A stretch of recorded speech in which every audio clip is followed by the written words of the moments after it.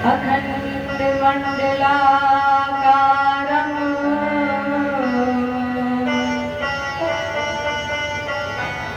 व्याप्तमेन चराचरम्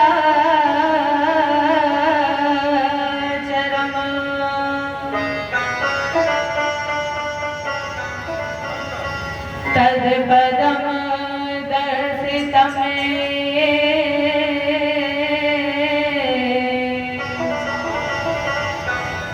तस्मै श्री गुरुवे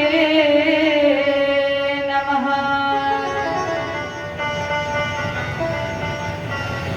कृष्णाय वासुदेवाय हरे परमात्मने प्रणतक्लेशनाशाय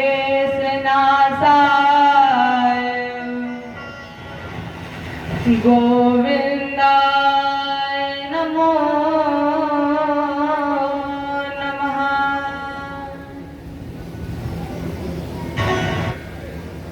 ब्रजे वसन्तं नवनीतचौरम्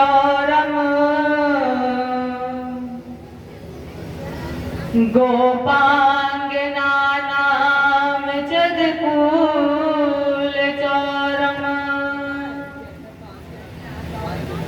अनेक जन्मार्जित पाप चौरम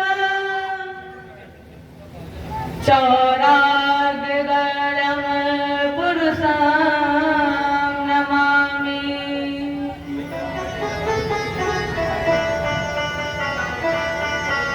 सच्चिदानंद रूपाय विश्वोत्पत्त्यादि हेतवे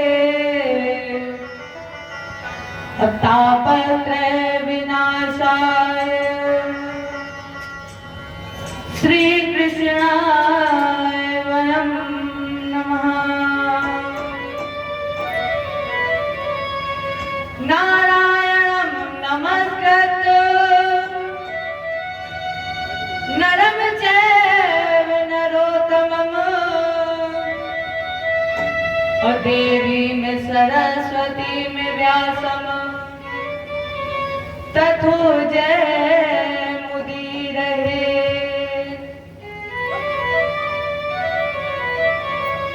गिर को उठाए ब्रज गोपों को बचाए लीन्हो अग्नि से उबारे पांडु बालक मजारी के। लाखों गज घंटा तले बालक विहंगम को और लाखों व्रत नेम धर्म पांडु की नारी को। गज की अरज सुनो ग्राह से छुड़ालो शीघ्र अब भारत में राखो प्रण भीष्म ब्रह्मचारी को। तीन विगता पे हारी संत सुखकारी है जो अमोह तो भरोसा बाही श्यामले बिहारी को। हे पारथ के सारथी लाखों बार प्रणाम। आकर डोर संभालिए मन की छुट्टी लगा।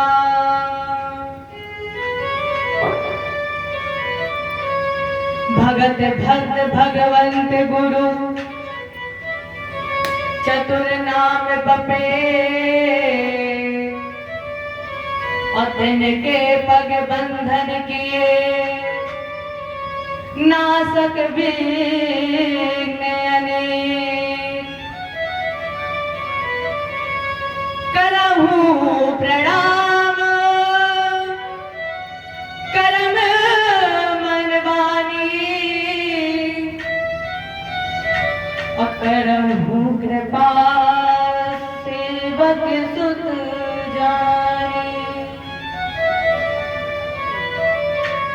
अतुलित बल धामम स्वर्ण शैलावदे हम अदनुज बल कृशानम ज्ञानी नाम अग्रगणम सकल गुण निधानम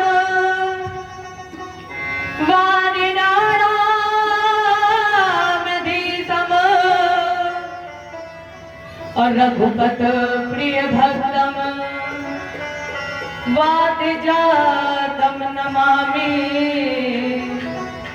रघुपत प्रिय भक्तम वाद जातम नमामि और रघुपत प्रिय भक्तम वाद जातम नमामि।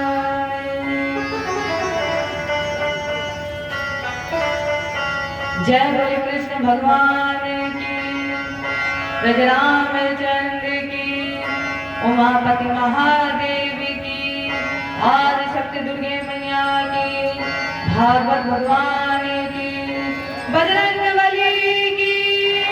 जय जय श्री राम, जय जय श्री, जय जय श्री।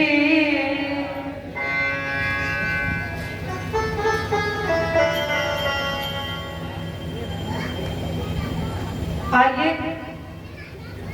हम सभी चलते हैं श्रीमद् भागवत की कथा की ओर। आज हम सभी पंचम दिवस में प्रवेश करने जा रहे हैं।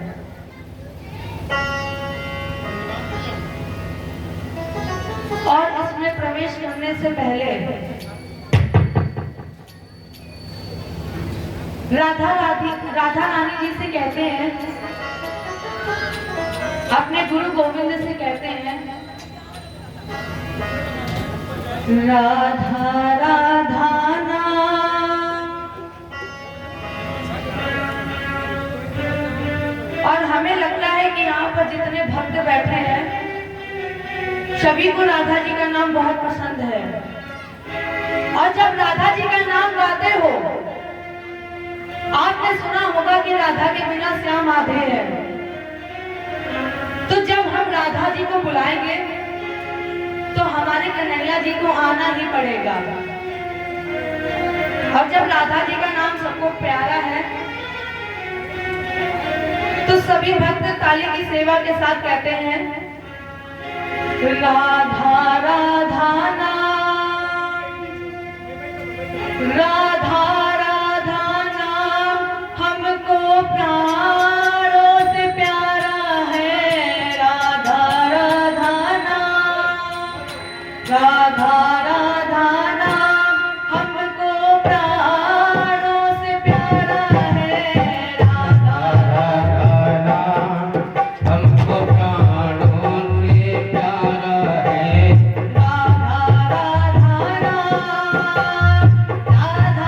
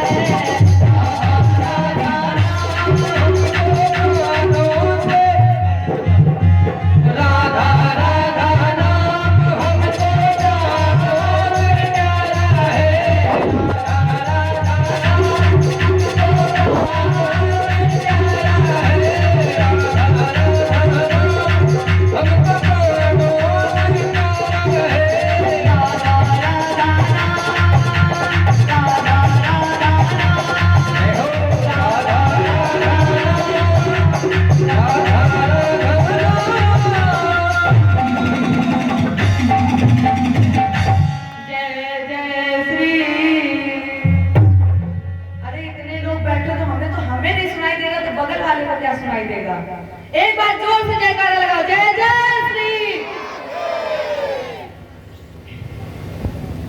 आज हम सभी श्रीमद् भागवत कथा के पंचम दिवस में प्रवेश करने जा रहे हैं।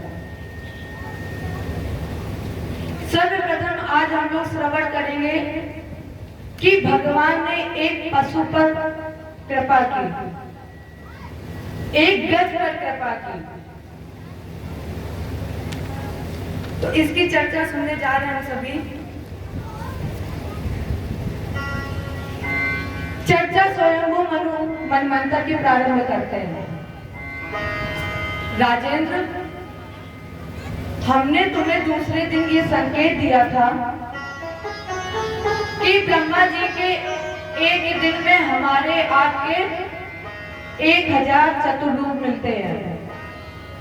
अर्थात ब्रह्मा जी के 1000 सतयुग, 1000 त्रेता, 1000 द्वापर और 1000 कलयुग।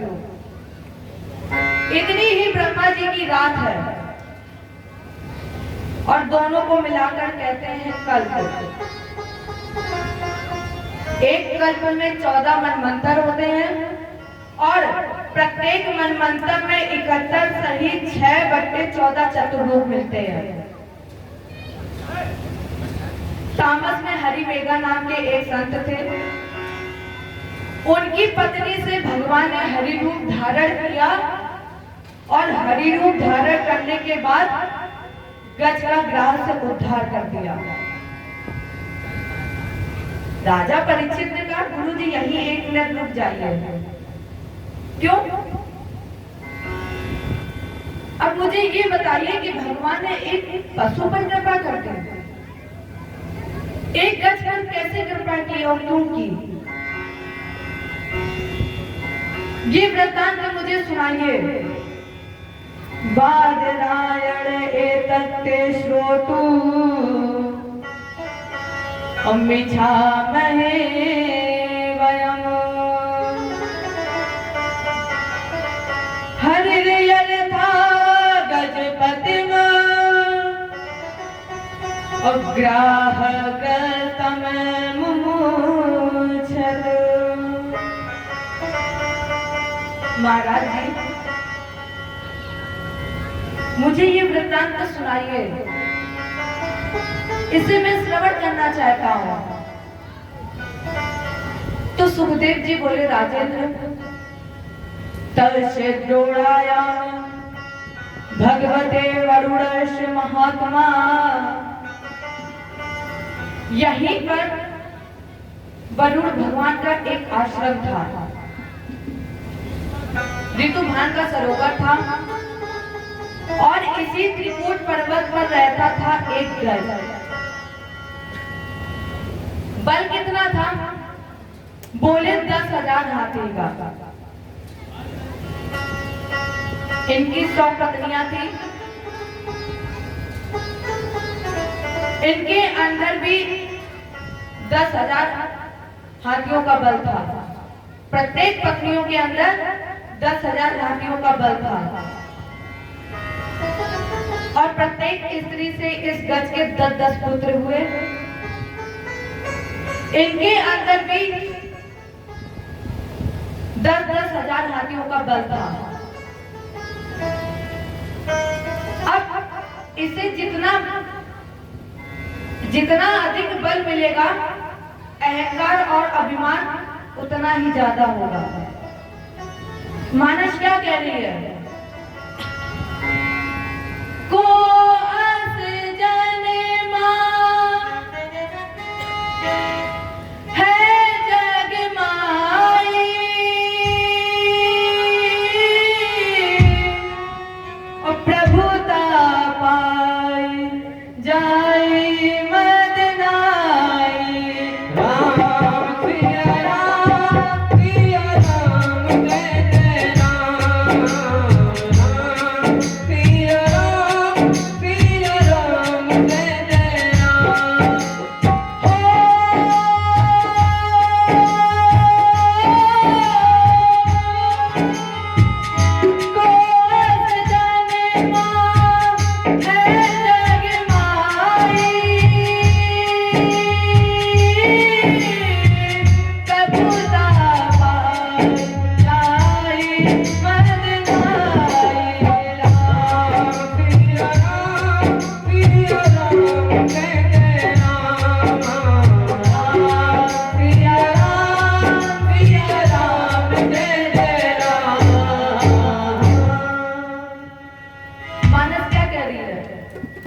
को अस जन्मा है जग माही, प्रभुता पाई जग बदलाई। अच्छा, ऐसा इस संसार में कौन जन्मा है जिसे इतना बल मिले और अहंकार ना हो? उसमें से सबसे पहला अहंकार बाहुबल, दूसरा धनबल, तीसरा पदबल। लेकिन राजेंद्र, दो स्थान और ऐसे हैं जिसमें अहंकार और अभिमान आया ही है।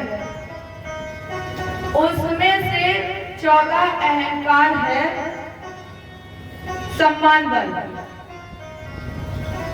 राजेंद्र, सम्मान में भी अभिमान और अहंकार है। अब पूछोगे क्यों? जैसे कोई व्यक्ति सम्मान का अधिकारी ना हो और आप उसे सम्मान दे तो उसे अहंकार आएगा ही। जो सम्मान का अधिकारी ना हो फिर भी आप उसे वो सम्मान दे तो उसे वो अहंकार आएगा। अब आप पूछेंगे भैया कोई प्रमाण है? हाँ है, शास्त्र में है। जिस समय भगवान कृष्ण ने बंसी बजाई महाराज के लिए, जिस समय भगवान कृष्ण ने बंसी बजाई महाराज के लिए, गोपियां पहुंची तो भगवान ने क्या कहा? स्वागतम भो महाभाग प्रियम किम करिवारिणा।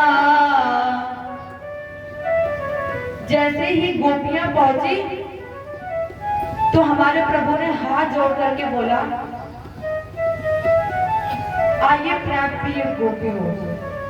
और जैसे ही हमारे भगवान ने प्राण प्रिय बोला, वहीं पर गोपियों को अहंकार अभिमान आ गया। और पांचवा अहंकार ज्ञान बल में। ज्ञान में भी अभिमान है। किसे हुआ है ज्ञान में अभिमान? उद्धव जी को। अच्छा, जैसे कोई व्यक्ति रोज रामायण पढ़ता हो, रोज अखंड रामायण पढ़ता हो और उसी के घर के बगल में अखंड रामायण हो रही हो और उससे कहा जाए, भैया जरा चलिए घर में अखंड रामायण हो रही है तो चलो सुन के आते हैं। अगर उसे अभिमान होगा तो वो व्यक्ति तुरंत बोल देगा, अरे हम तो रोज रामायण पढ़ते, हम जाकर के क्या करेंगे? ये अभिमान, यही अभिमान ज्ञान बल का अभिमान है। तो ये 5 अहंकार मैंने बताए। पहला बाहुबल, दूसरा पदबल, तीसरा धनबल, चौथा सम्मान बल और राजेंद्र 5वां ज्ञान बल। और जिसे इतना अभिमान हो तो हमारे गज के पास धनबल, पदबल और बाहुबल है तो उसे अभिमान आएगा ही। तो ये अपनी बल के मालिक होने के कारण इसने भगवान वरुण के उद्यान को तहस नहस किया और नष्ट करने के बाद उस सरोवर में जल पीने का प्रयत्न, जिसके अंदर बैठा था ग्राह। ग्राह माने मगरमच्छ। एक जल का वीर था और एक थल का वीर था। और हमारे प्रभु का एक नाम गर्वाहारी है।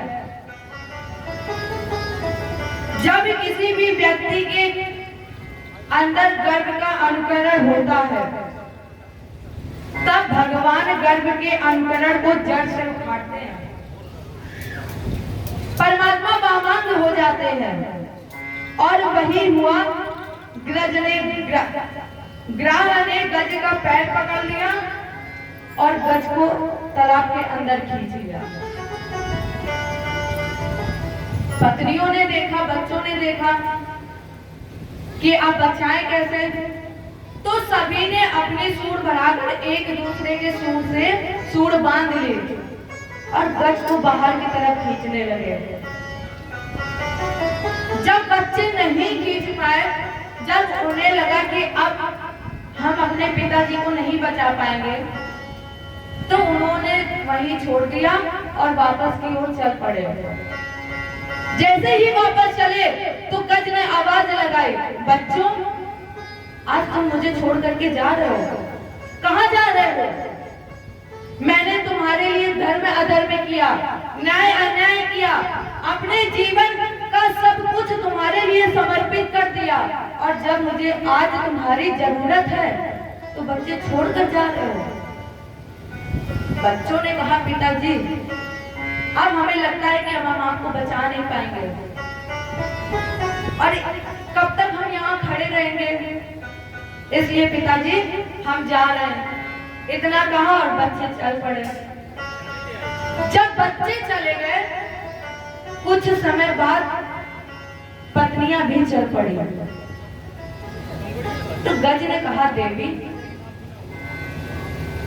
तुम क्यों छोड़कर जा रही हो? और हमने तुम्हारे साथ अग्नि को साक्षी मानकर वैदिक मंत्रों उच्चारण के साथ एक संकल्प लिया था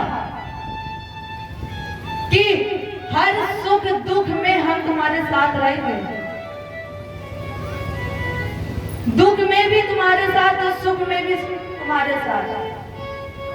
और जब हम दोनों ने ये संकल्प लिया था कि हम दोनों एक दूसरे के साथ जिंदगी भर सुख दुख में साथ रहेंगे, तो देवी आज जब हम दुख में हैं, आज जब हम संकट में हैं, आज हमें तुम्हारी आवश्यकता है, तुम्हारी जरूरत है, तो देवी तुम छोड़ करके जा रही हो। पत्नियों ने कहा, स्वामी अब हमें आपसे कोई सहारा नहीं है। मैं जानती हूँ कि आपके जाने के बाद मुझे अपना पूरा जीवन बच्चों के साथ ही बिताना होगा, और हम कब तक यहाँ खड़े रहेंगे, इसलिए हम भी जा रहे हैं बच्चों के साथ। जब पत्नियां बच्चे छोड़ करके चले गए,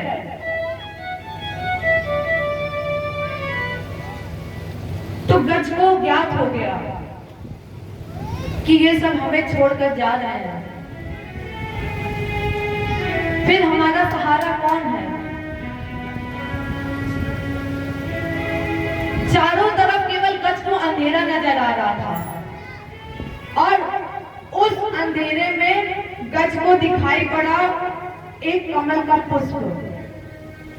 सूर बढ़ा करके उस कमल के पुष्प को तोड़ लिया और आवाज लगाई, ठाकुर जी मैं जानती हूँ कि इस संसार में मेरा कोई नहीं है, मुझे ज्ञान हो गया है कि मुझे सब छोड़ करके जा रहे हैं।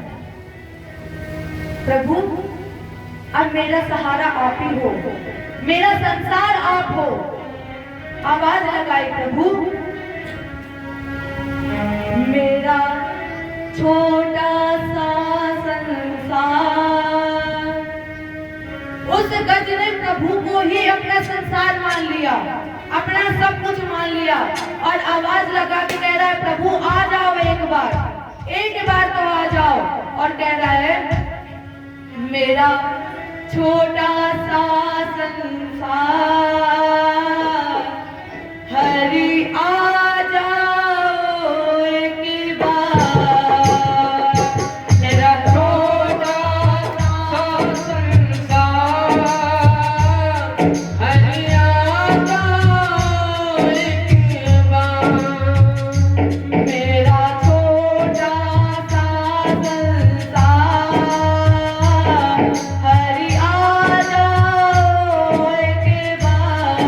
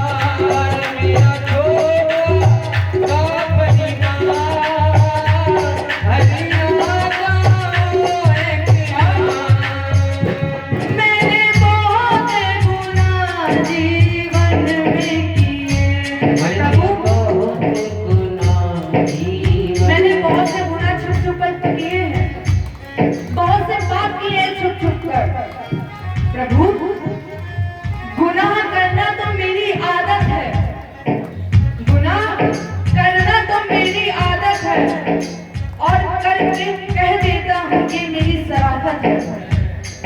जब पाप किए तब रोका क्यों नहीं, जब पाप किए तब रोका क्यों नहीं? मैं तो समझा था कि तेरी इजाजत है। मैंने बहुत गुनाह जीवन में किए, मैंने बहुत गुनाह जीवन में किए। अमृत छोड़ा और जहर पिए, अमृत छोड़ा और जहर पिए। अब आन पड़ी तेरे द्वार, अब आन पड़ी तेरे द्वार। हरि आ जाओ एक बार, मैं आन पड़ी तेरे द्वार, हरिया जाओ एक बार।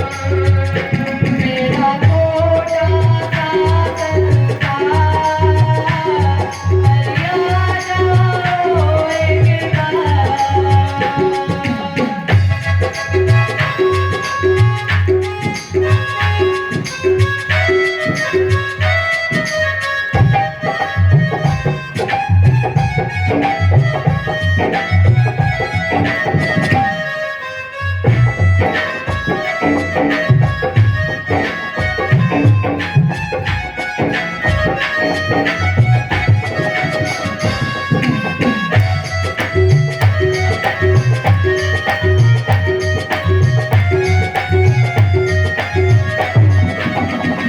राहों को दरस दिखाया है। प्रभु, भटकता हूँ लेके गुनाहों भरा दिल, भटकता हूँ लेके गुनाहों भरा दिल, ना कोई ठिकाना और ना कोई है मंजिल। प्रभु, अपने चरणों में मुझको बना दे दो, हरि मुझको अपने चरणों में पनाह दे दो। अब मैं कहीं जाने के काबिल नहीं। लाखों को दरस दिखाया है, लाखों को दरस दिखाया है। लाखों को दरस दिखाया है, लाखों को दरस दिखाया है। फिर मुझको क्यों तड़पाया है, फिर मुझको क्यों पाया है।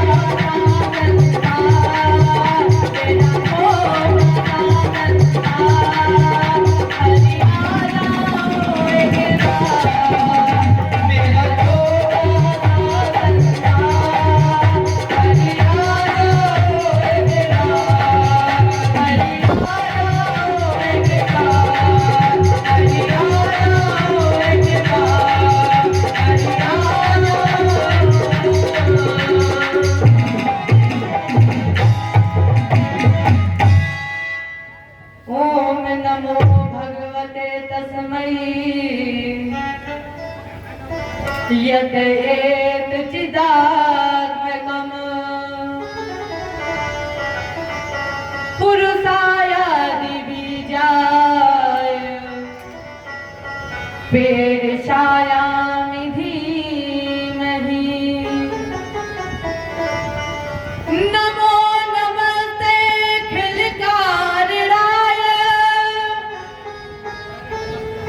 निस्तार राय, याद भूतकार राय, सर्वागमामनायम खड़वाय, अन्नपोप वर्गाय परायणाय।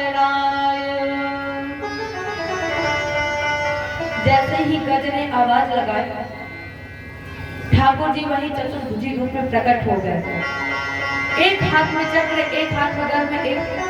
तो जिस ईश्वर से सारा संसार चैतन्य है, जो संपूर्ण प्राणी जगत का सृजन करते हैं, पालन करते हैं, जो वेदों के महासमुद्र हैं, गज ने कहा प्रभु ऐसे प्रभु हम आपको बारंबार नमन नमस्कार और प्रणाम करते हैं। यहाँ पर गज ने नाम नहीं लिया। नाम क्यों नहीं लिया? पहले ही आपसे कहा गया था कि जिसकी आप कथा सुन रहे हैं, जिसकी आप कथा श्रवण कर रहे हैं, उसका कोई नाम नहीं है। वो तो खुद जगत पिता है, जगतपति है। गज ने कहा ठाकुर जी आपका हाथ तो भरा हुआ है, आपका हाथ कोई एक हाथ ऐसा नहीं है जो खाली हो। और ये जो आप देख रहे हैं ना कमल का पुष्प, ये हम आपको भेंट में देना चाहते हैं। इसलिए ठाकुर जी आप ये चक्र छोड़ दीजिए। आपके ऊपर चक्र शोभा नहीं देता है। क्यों? क्योंकि आपने सुना होगा नव कंज लोचन कंज मुख कर कंज पद कंजार। ठाकुर जी आप कमल के पखुड़ी से भी ज्यादा नाजुक हैं। इसलिए प्रभु आप ये चक्र छोड़ दीजिए।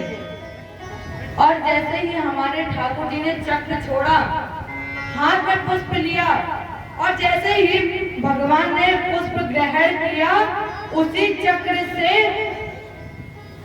ग्रह का उद्धार हो गया। जैसे ही प्रभु ने चक्र छोड़ा और पुष्प ग्रहण किया, उसी चक्र के छोड़ने से आज ग्रह का उद्धार हो गया।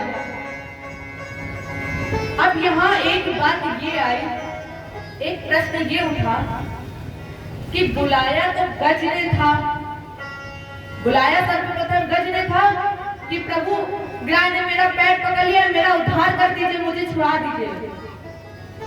और भगवान ने सबसे पहले उद्धार किया ग्रह का। क्यों? भगवान ने कहा जो हमें बुलाता है हम उसको ताड़ते हैं। ये निश्चित है कि जो हमें बुलाता है हम उसको ताड़ते हैं, लेकिन क्या ठाकुर जी, लेकिन जो हमारे बुलाने वाले भक्त का पैर पकड़ लेता है सबसे पहले उसे ताड़ते हैं। भक्त तो तरता ही है, लेकिन भक्त के जो पैर पकड़ लेता है वो सबसे पहले तरता है। इसलिए प्रभु ने आज सबसे पहले ग्रह का उद्धार किया, फिर गज का।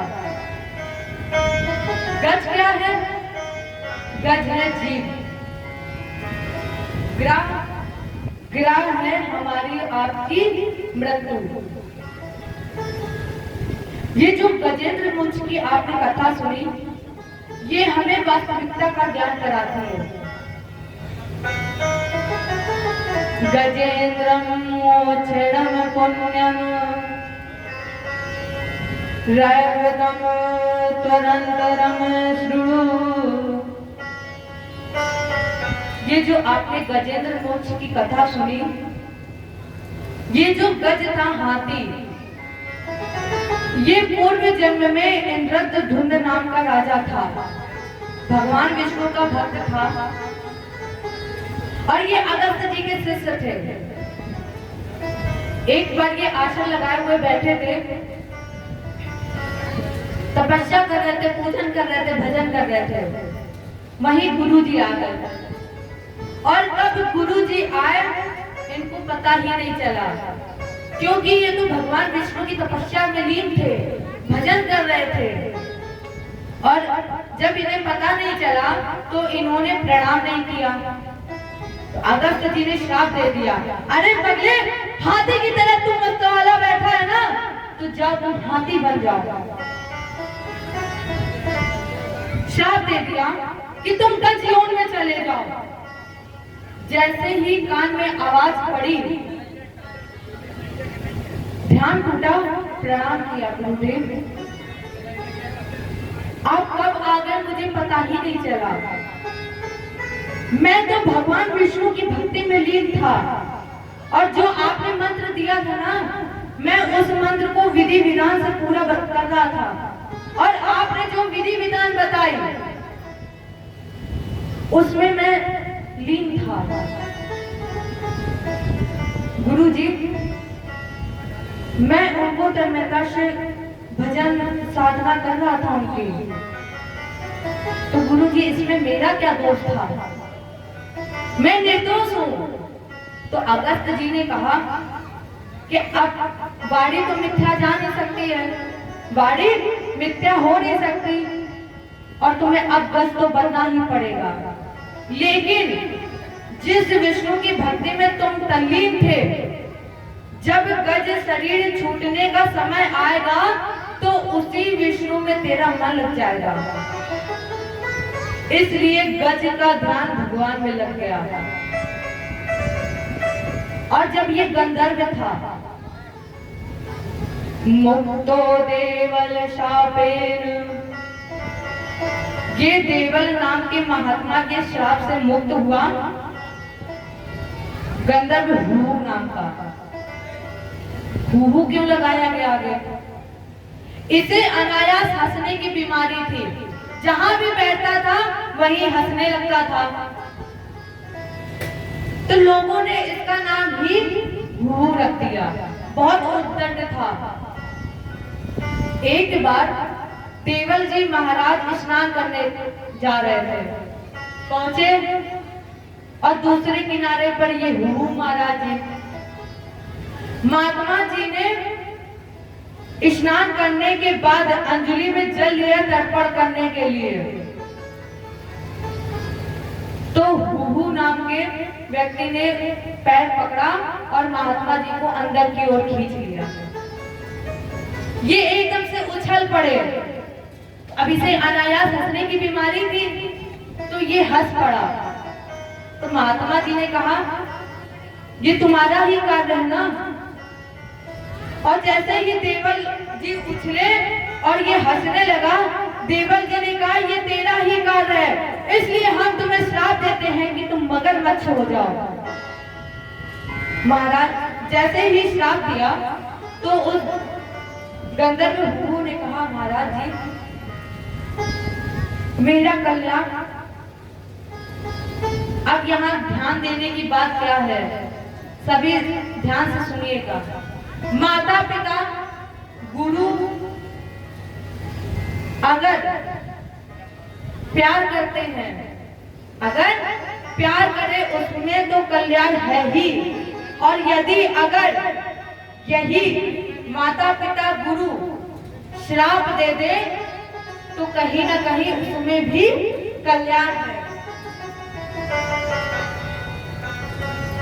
अच्छा एक बात बताइए, अगर राजा परीक्षित को श्राप न लगता तो ये जो हम लोग श्रीमद् भागवत की कथा श्रवण कर रहे हैं, सुन रहे हैं, कह रहे हैं, तो क्या ये सुन पाते?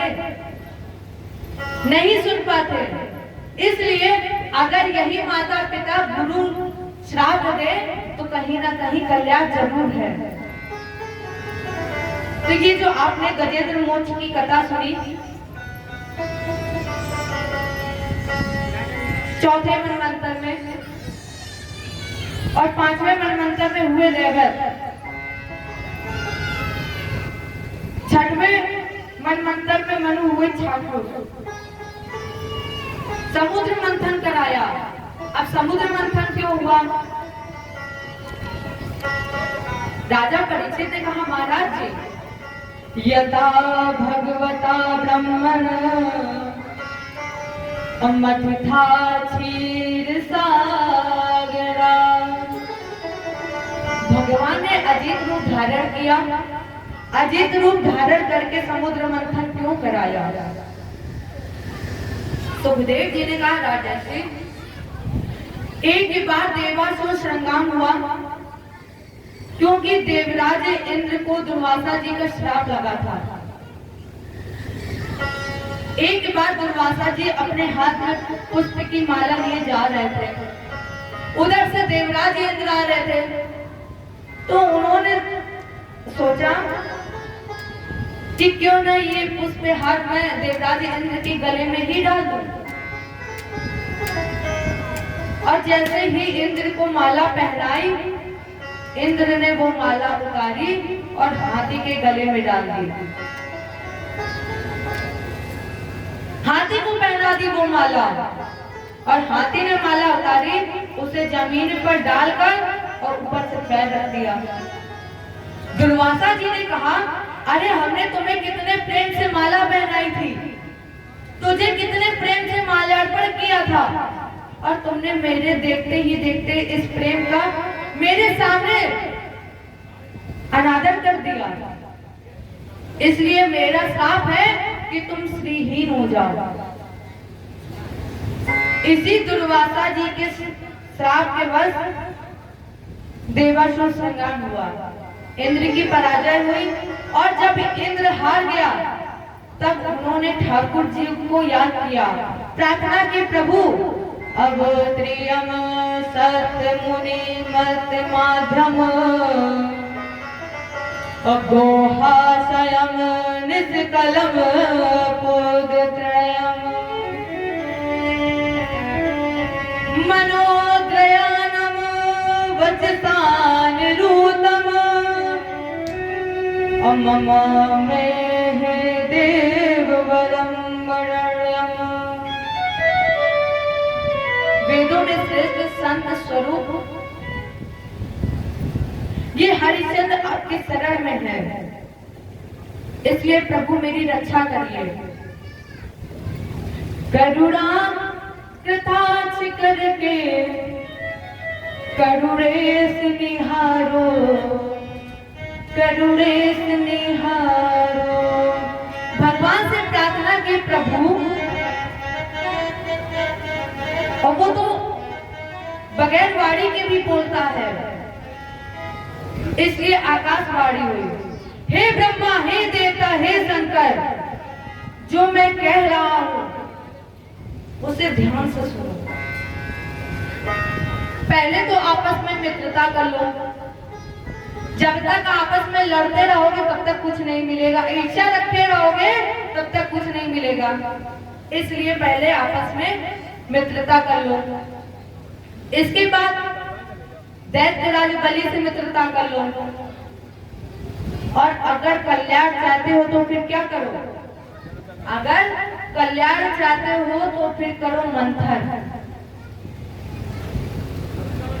और मंथन करने के लिए क्या करना पड़ेगा तुम्हें? मंदराचल पर्वत की रखवाली। तुम मंथानम मंडलम कृत्वा नेत्रम कृत्वा वासुकी। और उसी मथानी को घुमाने के लिए रस्सी बनाए बांसुरी की। परिणाम स्वरूप देवता और दैत्यों ने मंदराचल पर्वत को उखाड़ लिया। जब ये लेकर के चले, मंदराचल पर्वत रास्ते पे ही गिर गया। छूड़या नाश महता भारे कड़िका चला। कनक माने सोना। मंदराचल पर्वत सोने का बना हुआ, और जैसे देवता दैत्य नहीं संभाल पाए और ये वही गिर गया और चूर चूर हो गया, बिल्कुल चूर चूर की तरह दिखा। लेकिन हमारे ठाकुर जी ने क्या किया? जिस तरह एक बच्चा खेलने के लिए गेंद उठाता है, आज ठाकुर जी ने उसी गेंद की तरह भगवान ने उस मंदराचल पर्वत को उठाया और गरुड़ की पीठ पर रखकर मंदराचल पर्वत को समुद्र में डालकर स्थापित कर दिया। जब ये समुद्र में स्थापित हो गया, तब दैत्य और देवता गए वासुकीनाथ के पास। कहा महाराज जी रस्सी बनवाइए, लेकिन वासु जी ने कहा ये बताइए कि जब हम मथानी रूपी मंदराचल पर्वत को लेकर जाएंगे तो एक तरफ खींचेगा दैत्य, एक तरफ खींचेंगे देवता, हम तो बीचों बीच रहेंगे, फिर पिस जाएंगे, तो क्या करें फिर? तो इन्होंने क्या किया, अगर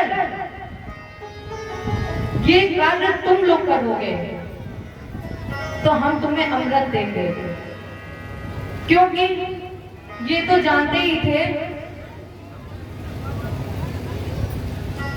स्वार्थ लाग करे सब प्रीति,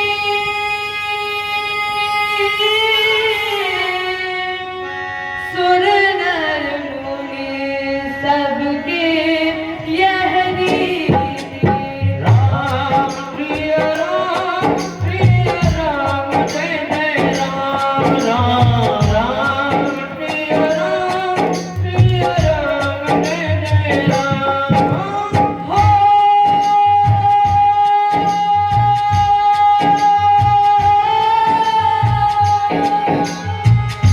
स्वार्थ लाग करे सब प्रीति, सुर नर मुनि सबकी यह रीति। राम प्रिय राम जय जय राम राम राम प्रिय राम जय जय राम।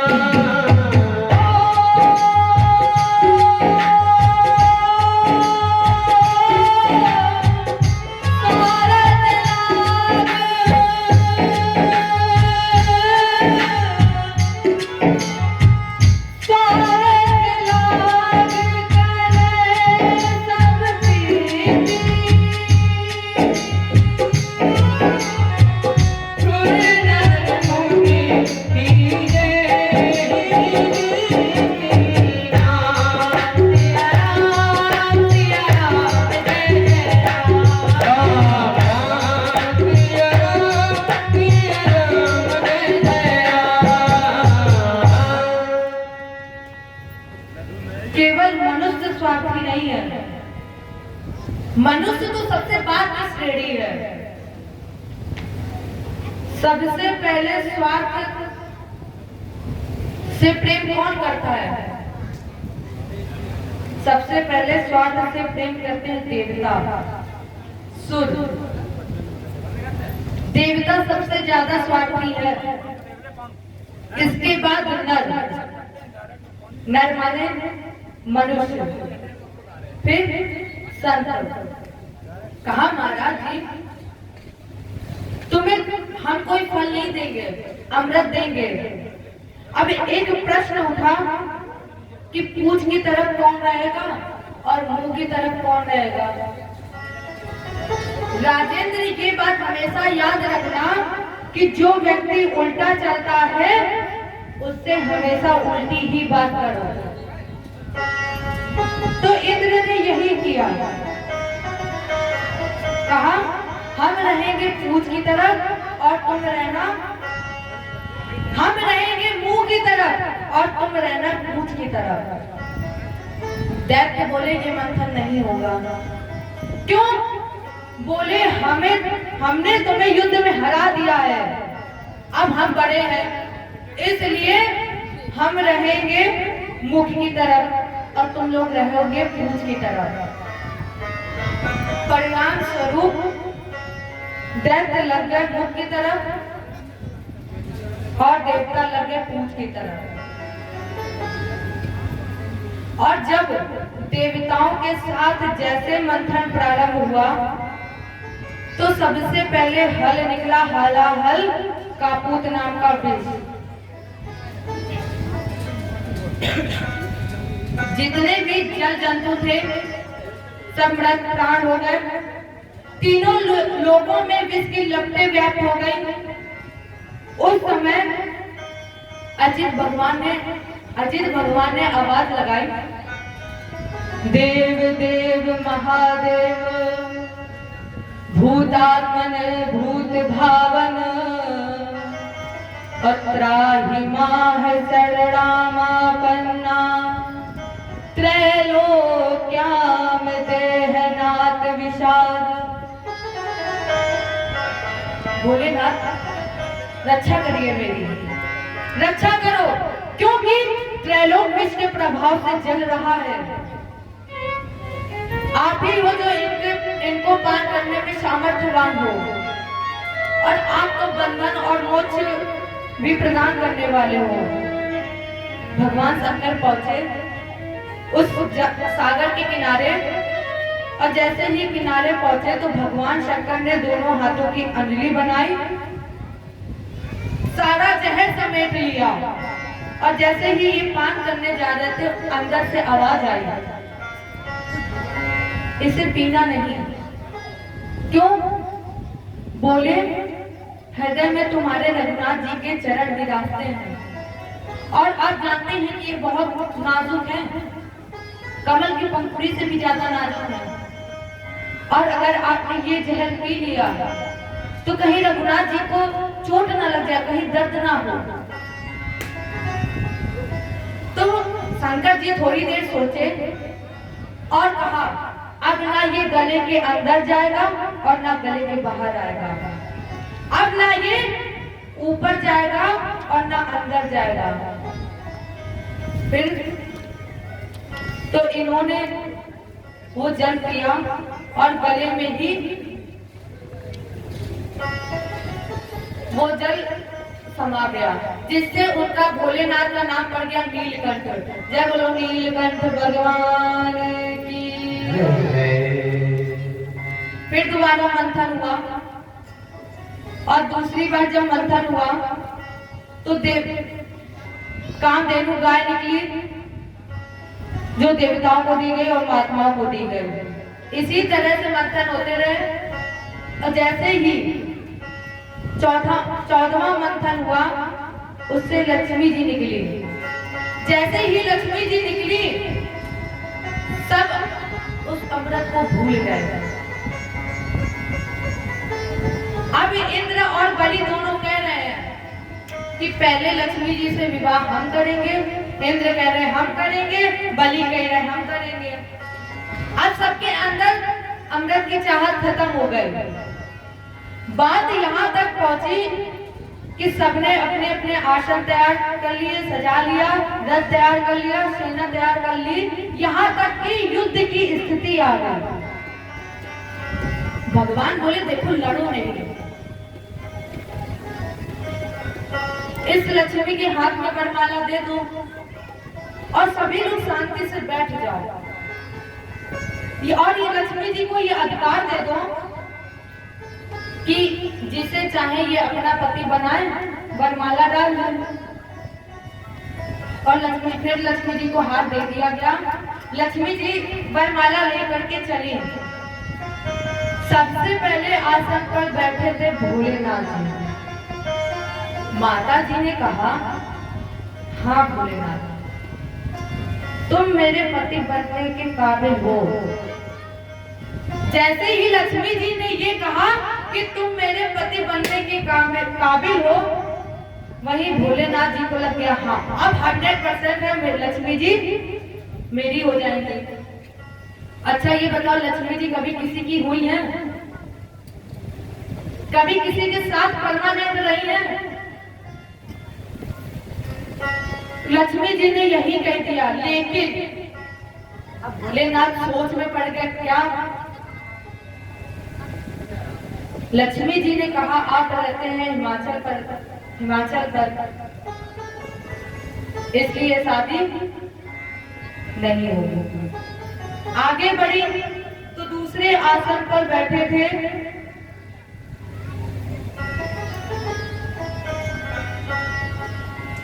इंद्र। तो लक्ष्मी जी ने कहा मेरा और तेरा तो विवाह हो ही नहीं सकता। क्यों? क्योंकि तुम्हारी पत्नियां बहुत हैं और मैं उससे विवाह करूंगी जो सिर्फ केवल एक हो, जिसकी पत्नी केवल एक हो। तो इतना कहा, आगे बढ़ी। अर्थात मेरे कहने का मतलब ये है कि जितने भी लक्ष्मी जी को चाहने वाले हैं, लक्ष्मी जी ने सबके अंदर एक एक कमी निकाल दी। आगे बढ़ी, आगे बैठा था दैत्यराज बलि। लक्ष्मी जी ने कहा बलि, वास्तव में तुम सुंदर भी हो, योग्य भी हो, दानी हो, धर्मात्मा हो और उदार भी हो, इसलिए हमारी तुम्हारी जोड़ी बन सकती है। अब बलि को लग गया कि हाँ हम परफेक्ट है, मेरी शादी हो जाएगी। अब जैसे ही मन में ये विचार आया तो लक्ष्मी जी ने कहा लेकिन एक कमी है। क्या? कि तुम्हारा खानदान अच्छा नहीं है, तुम दैत्य कुल में पैदा हुए हो। इसी तरह वार्ता करते करते लक्ष्मी जी पहुंचे हमारे नारायण जी के पास, हमारे ठाकुर जी के पास पहुंचे। अब ठाकुर जी ने सोचा कि हमारे अंदर भी कुछ ना कुछ कमी है। जैसे ही लक्ष्मी जी पहुंची तो ठाकुर जी ने लक्ष्मी जी की तरफ कर ली पीठ और उनके विपरीत कर लिया मुंह। अब लक्ष्मी जी घूम करके गई, सामने आई, फिर ठाकुर जी ने उनकी तरफ पीठ कर ली, फिर दूसरी तरफ मुंह कर लिया।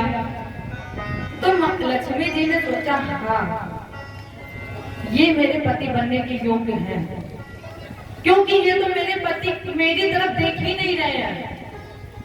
लक्ष्मी जी ने कहा प्रभु आप मेरे पति बनने के योग्य हैं और इस भरे हुए स्वयंवर में मैं आपको पति वरण करना चाहती हूँ। जैसे ही लक्ष्मी जी ने कहा कि इस भरे हुए स्वयंवर में मैं आपको पति वरण करना चाहती हूँ, भगवान बोले रुक जाओ। क्यों? बोले भगवान एक तरफा निर्णय मत लेना, मेरे अंदर तुम्हारे पति बनने के योग है, लक्षण है कि नहीं ये तो मुझे नहीं पता, लेकिन तुम्हारे अंदर मेरे पत्नी बनने के लक्षण नहीं है। भगवान ने लक्ष्मी जी के अभिमान को यही एकदम से नष्ट कर दिया एक वाक्य में। लक्ष्मी जी ने पूछा प्रभु मेरे अंदर क्या कमी है? तो भगवान ने कहा तुम्हारे अंदर कमी ये है कि तुम चंचल बहुत हो, तुम कभी किसी एक की नहीं हो सकती हो। अच्छा ये बताओ क्या लक्ष्मी कभी किसी की हुई, किसी एक की हुई? आज आपके पास 10 रुपए है तो कल शाम को कहीं ना कहीं वो दूसरे के पास चले ही जाएंगे। तो लक्ष्मी जी ने कहा प्रभु एक प्रतिज्ञा है। भगवान बोले क्या? बोली प्रभु जहां जहां आपके चरण होंगे वहीं वहीं मेरा मस्तक होगा, माने जहां नारायण होगा वहीं लक्ष्मी रहेंगी। तो ये विवाह संपन्न हुआ। इसके बाद फिर मंथन हुआ तो 13वें रत्न के रूप में धन्वंतर महात्मा, जिनके हाथ में 14वां रत्न था, बलिबाज की तरह झपटा और अमृत लेकर के देवता अमृत लेकर के भाग खड़ा हुआ। देवता देखते रह गए और बलि अमृत कलश को ले गया, लेकिन ये अमृत बलि को नहीं मिला। फिर किसे मिला? देवताओं को। भागा बलि लेकर अमृत और मिला देवताओं को। क्यों?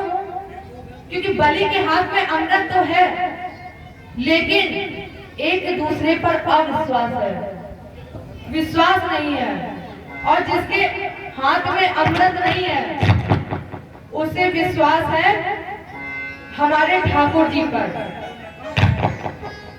और अगर हमें फल की प्राप्ति करनी है तो हमेशा ठाकुर जी पर विश्वास करना है। तो दैत्यराज बलि अमृत लेकर जा रहा था। झगड़ा किस बात का हुआ कि पहले हम पिएंगे, हम पिएंगे। और हर एक व्यक्ति को ये लग रहा था कि अगर ये अमृत पहले पी गया, कहीं इसने पूरा पी लिया तो फिर हमें नहीं मिलेगा। उसी समय हमारे ठाकुर जी ने मोहिनी रूप लिया, जिनके होठ पके हुए कुंदरू की तरह लाल है, जिनके नेत्र हिरण की तरह चंचल है, कानों में मकड़ा कुंडल बिजली की तरह चमक रहे हैं और बाल कमर तक लहरा रहे हैं। तन पर हल्की गुलाबी रंग की साड़ी और मंद मंद मुस्कुरा रहे हैं। तेरी मंद मंद मुस्कनिया पे बलिहार श्याम जू, बलिहार श्याम जू। मंद मंद मुस्कुरा रहे हैं। जैसे बलि ने देखा अमृत को भूल गया और कहने लगा, तेरी मंद मंद मुस्कनिया पे बलिहार श्याम जू, बलिहार श्याम जू। तेरी मंद मंद मुस्कनिया पे, तेरी मंद मंद मुस्कनिया पे बलिहार श्याम जू, बलिहार श्याम जू। तेरी मंद मंद मुस्कनिया पे, तेरी मंद मंद मुस्कनिया पे बलिहार श्याम जू, बलिहार श्याम जू।